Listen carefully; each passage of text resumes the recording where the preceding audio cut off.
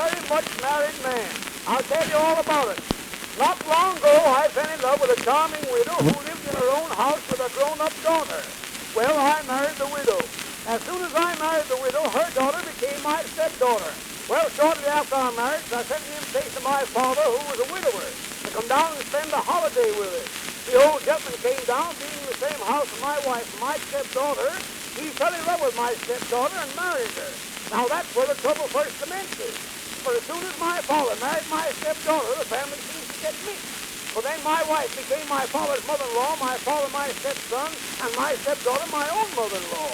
That's not all. No, there's more. A little while after that, my wife had a little boy. That little boy being my son, of course, he's my father's grandson. But because my father married my stepdaughter, who was his boy's half-sister, he became his half-brother.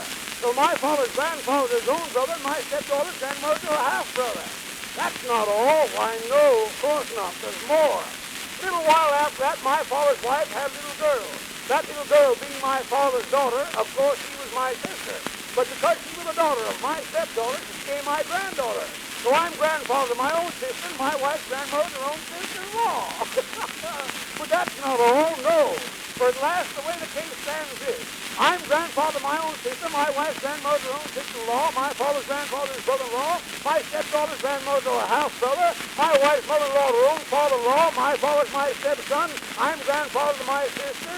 In fact, I am my own grandfather.